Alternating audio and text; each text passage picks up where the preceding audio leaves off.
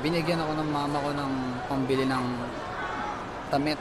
Kaya bibili ako ng damit ngayon.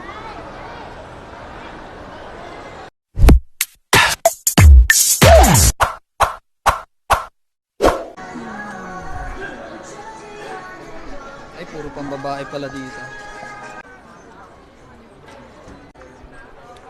Ito yung mga pantalon. Kaso, gusto ko yung slim fit. Pero yung suot, baggy. Minsan ayoko rin yung nagkakasundo yung mga bagay-bagay. Kasi tiga mo to. Gusto ko tong slim fit na to. Maganda siya, kulay black. Tapos ipa-partner mo siya sa puting t-shirt.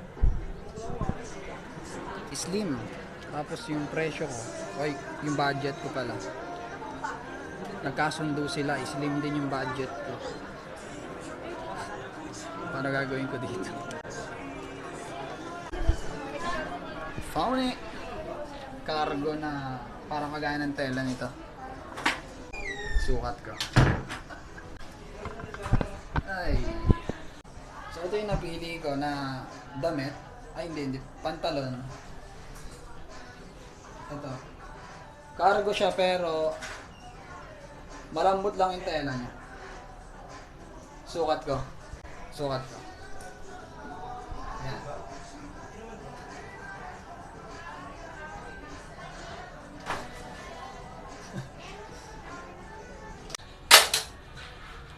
Ganito, parang parehas lang nung ano ko.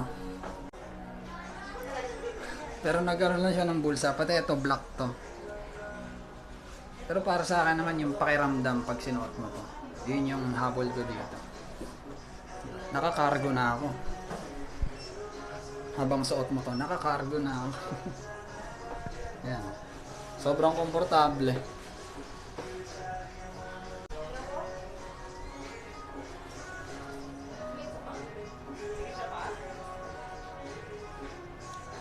Kunin ko na to. Bayaran na natin. Wala talaga akong balak mag-vlog dito sa lugar na to. Kasi ang balak ko talaga itong mic na to. Ito. Hahanapan ko siya ng mas mahabang cord. Tapos bibili ako ng damit nga. Pero ito yung naisip ko. Habang nasa jeep ako, bigla akong na-excite na mag-vlog. Hindi ko alam kung bakit. Pero meron lang akong gustong sabihin. Siguro, mensahe ito ni Lord sa akin. Hindi ko alam eh. Kasi kahit ako, na-realize ko na lang bigla na, naramdaman ko na lang bigla na saya-saya ko ngayon. Parang feeling ko, ang productive ng araw. Ganon. Ewan ko. Siguro gusto lang iparating sa atin ni Lord. Hindi ko alam, basta parang mayroong conviction sa akin o may pakiramdam ako na gusto kong sabihin sa inyo to. Na kung ano yung sitwasyon mo ngayon, sobrang preachy nito. No? Lagi kong sinasabi to. Pero kung ano yung sitwasyon natin ngayon, huwag tayong mawala ng pag-asa. Kasi darating at darating pa rin sa punto ng buhay mo na hindi mo mapapansin nagiging maayos yung sitwasyon ng buhay mo. And hindi mo napapansin na nagiging okay ka kahit pa unti-unti nang hindi mo namamalayan. Ayun yung masarap dun eh, parang merong naaayos nang wala ka namang inaayos. Di ba? Effortless. So yun yung gusto kong sabihin siguro. Kahit wala naman talaga akong balak mag-vlog. Yun lang.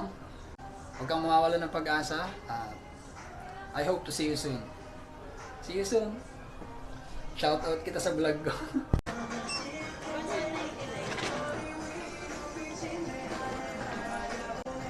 Pare.